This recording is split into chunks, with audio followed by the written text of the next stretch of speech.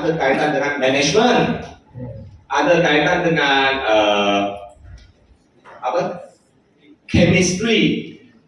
Lah kita buat budget, kita nak fahamkan chemistry.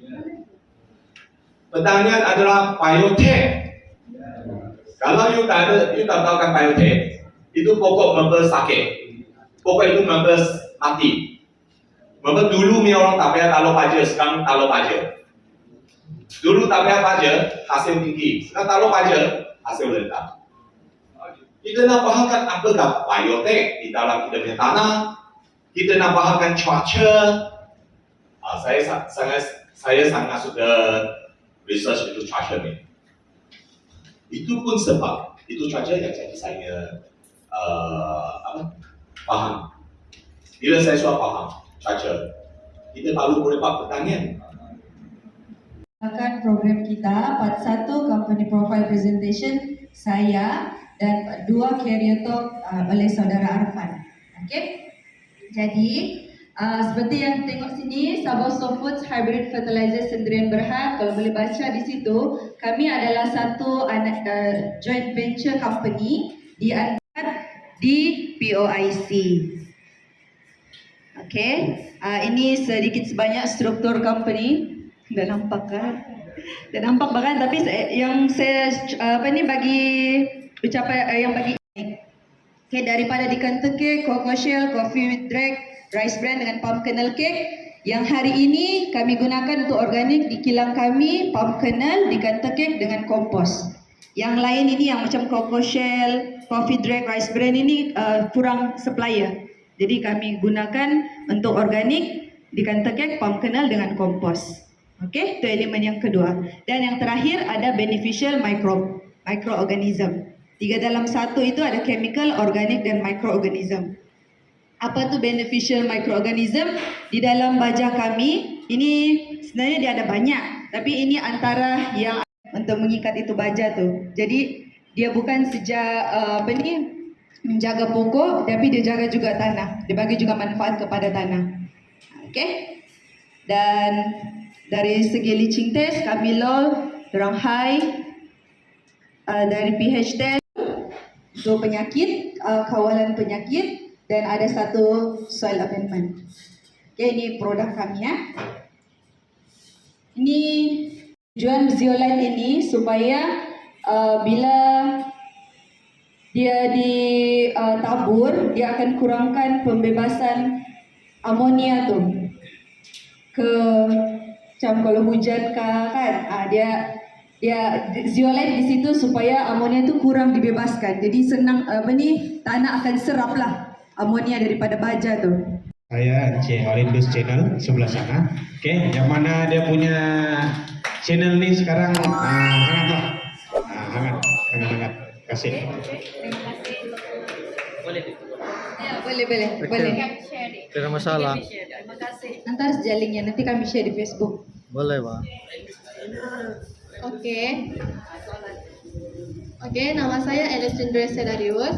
Soalan saya, yang Trico Plus tadi itu, cara penggunaan dia kan dia sembur pada batang. Jadi itu dalam bentuk racun atau masih kategori baja? Racun organik, cumanya ini society orang cakap ini stigma lah ataupun stereotype. Bila kita bilang racun nih, kita ingat chemical, tapi tidak, ini racun yang organik. Sebab dalam bahan produk ni dia cuma pakai top powder. Top powder ni serbuk talkum, which is bedak lah, basically bedak lah. Okay. Yang ni kita letak dengan Trico Active Plus punya micro cocktail supaya dia boleh hidup di situ. Untuk makluman semua, sharing, top powder ni ataupun bedak talkum ni dia senang simpan orang cakap mikroorganisme lah. Dia senang simpan dan buat mikroorganisme tu dalam keadaan dormant ataupun tidur lah. Okay. Jadi Trico Active Plus ni disembur pada bedak talkum, sebab itu antara media yang paling sesuai untuk commercialize dia jadi produk lah, sebab dia akan berada dalam bentuk dormant. Okay. Jadi bila dia dalam bentuk dormant ni dia senang baru akan spray pada pokok lah. Oke, dan spraying pun sebenarnya Tricoactive Plus ini dia sebenarnya endophytic, dia lebih kepada tanah. Oke, tapi ada beberapa trial kami, contohnya trial untuk penyakit pokok getah Pestalotiopsis ini, yang mana serangan itu berlaku di kanopi, di daun. Oke, jadi Tricoactive Plus ini kami guna juga untuk sembur di kanopi lah, dan dia pun ada kami buat tes mikrobial daripada sampel-sampel daun tuh.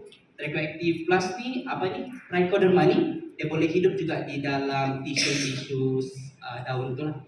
Dia premium ini biasanya dia pokok matang lah. Sebenarnya pokok yang masih muda pun boleh, tapi in terms of harga tuh kita kan apa-apa kalau yang operation operate ladang, dia kena consider juga cost lah, memandangkan harga for premium ini yang agak sedikit tinggi. Jadi biasa kami recommend untuk customer pakai di peringkat yang pokok matang gitu, mungkin 8 tahun ke atas begitulah. So, kalau yang di bawah JML itu dalam bentuk dapur atau belum macam mana? yes, JML dia lebih kurang juga macam dolomite lah, ataupun dia macam jenis mineral yang sama juga. Okay. Dan ya dia memang buat dapur. Kalau macam mungkin kalau lebih spesifik ada orang kalau yang dia very spesifik JML dan juga dolomite ini dia kasih beza. So, memang akan ada beza sedikit, tapi untuk kami masih consider dia sama es batu kapur lah. Dan dia punya sifat kalau kena air memang akan mengeras lah. Untuk kapur. Orang saja dia tentang apa dia pengawalan tugas dan pangan. Jadi ada miss kita ada bagi tahu tadi dia untuk pengawalan Ganoderma dari peringkat nursery kan. Jadi contohnya dalam peringkat nursery ini kan dari itu biji benih. Adakah untuk pengawalan itu ya ditanam sama-sama dengan itu biji benih ataupun ada keedah lain gitu? Biasanya tidak, dia bukan dari biji benih, dia daripada peringkat nursery. Seeloknya bermula daripada yang kalau kan dari dulu pre-nursery kalau mau pilih main nursery. Sebelum kita pilih main nursery itu mau kita pilih main nursery itu baru apply kita punya kanan lah, bukan dari peringkat itu seed. Apa nih seed biji benih? Dan dia sudah ada akar semua itu baru letaklah peringkat main nursery. Ini berkaitan dengan Gano efek pula. Selepas Gano efek diaplikasi berapa lama kan? Yang Hendersonnya SP itu sendiri bertahan menjadi turun di atas sawit bagi mengawal Ganoderma. Oke, ini satu soalan yang bagus lah. Memang macam soalan yang orang yang sudah berada di industri biasanya diperhatikan. Oke. Biasanya untuk trial kami akan expect kita punya Hendersonia ini bertahan selama 1 tahun di ladang lah, which is di rhizobium tahun. Tapi let's say kalau kita punya keadaan tanah itu favorable untuk hidup, which is kita selalu letak fruit bunch dan bahan-bahan organik lain, kita pakai racun pun dikawal, tapi tidak banyak, tidak overdose. Itu Hendersonia sendiri boleh multiply dan maintain dia punya colonization lah dalam dia punya tanah atau dalam akar kita punya pokok. Ya, sebab mereka pilih dia CFU dan cara pengukuran ini dia CFU. Berapa CFU sekarang itu Hendersonia? Kita tengok penelitian.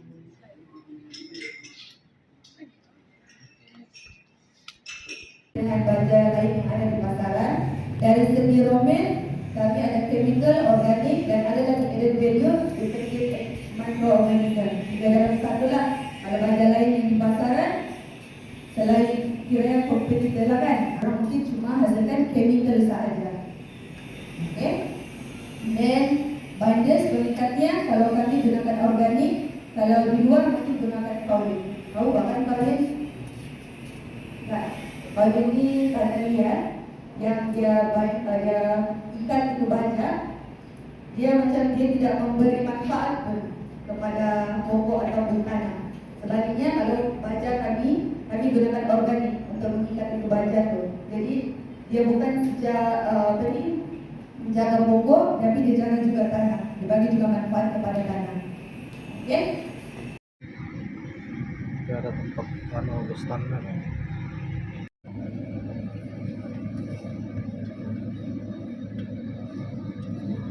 Jauh lagi kok. Kan kami angkut lagi, biasanya kami akan jualnya Di sekitar. isi lah, gitu lah. Kalau sekarang dari kilang, harga kilang, harga sudah dipek, sudah.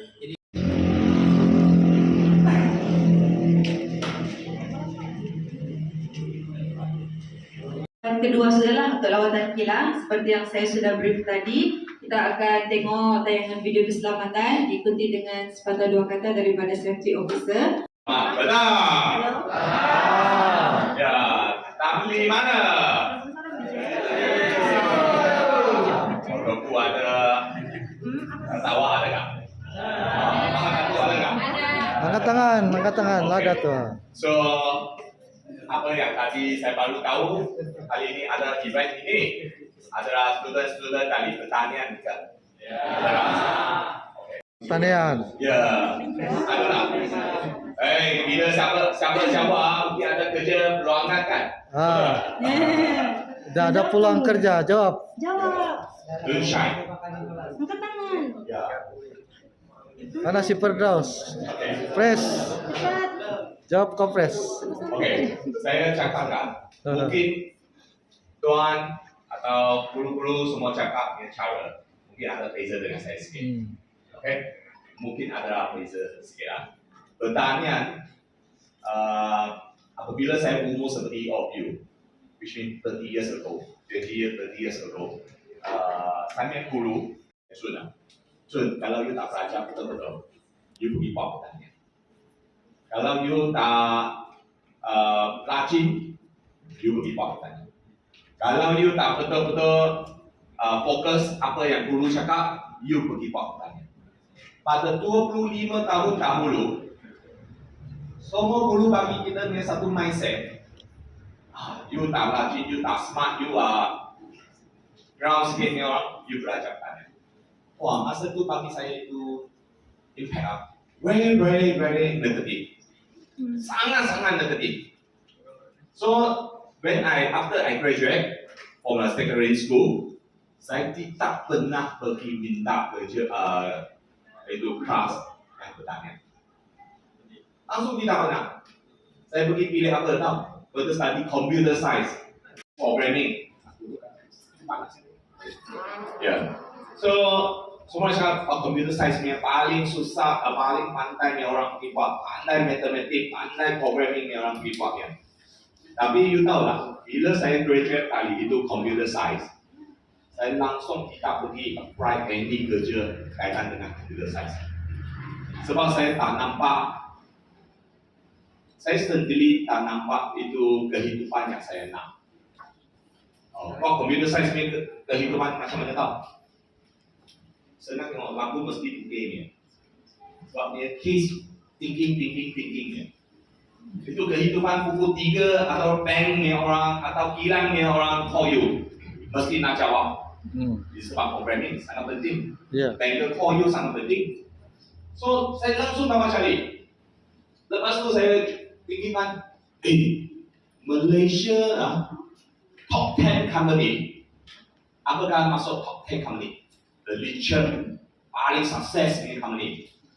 Semua buat pertanian tau. Itu company yang sukses, semua kaitan dengan pertanian. Ayo tahu tak? Mesti tahu. Kaya lah.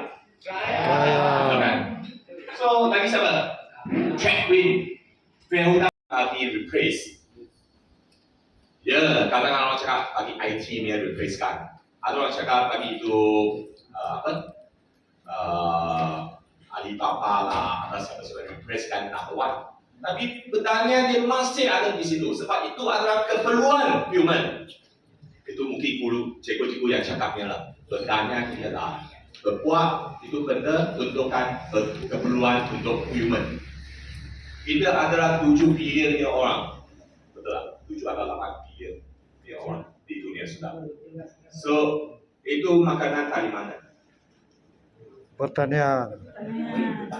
Pertanian. Dari kita. So, pertanian ada orang cakap pertanian is pertanian lah. Tapi it's not. Pertanian. And then saya buat computer science. Saya belajar computer science. Ada kaitan dengan pertanian tak? Ada juga. Sekarang pertanian semua sudah itu AI, through the AI jalan, sudah through the systematic, even the irrigation lah, itu fertigation lah, semua sangat sudah teknik. So kali ini kita punya pertanian ini, cost ini bukan ambil campur saja, bukan pakaian yang bagus ni. Hari itu sebenarnya last week saya pergi Japan. Saya baru balik dari Japan. Saya ikut itu sama director yang pergi. Semua buat pertanian, semua buat estate, semua sangat kaya. Itu planting ni baju siapa yang beli? Petani ya. Kan? So hari ini saya nak paskan satu message bagi all of you. Setiap kerja, setiap career industri pun sangat penting, pun akan suksesnya. Semua industri akan suksesnya. Hanya kan kita ada buat effort di dalam, kita ada buat apa, kita fight untuk kita sendiri lah. Itu yang sangat penting. So today I really appreciate that pejabat pertanian adalah arrangekan khusus ini kelas untuk semua orang, untuk all of you to learning, to fahamkan ini peluangan. Okay? Thank you.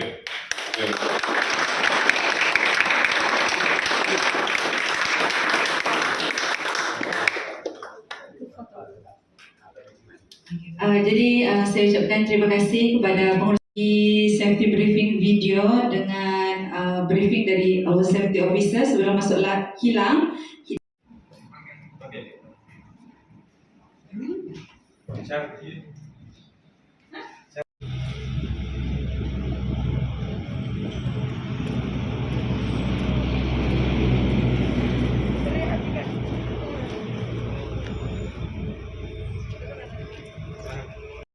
Hello guys. Wah, ini kali lah guys kita melawat di sini hybrid Sabah Softwood hybrid untuk fertilizer pengeluaran baja guys di Lahadatu, dan kami ada melawat tempat ini untuk melihat bagaimana baja dibuat di sini, dan ini merupakan baja yang spesial guys, yang mempunyai kualiti tinggi untuk tanaman sawit.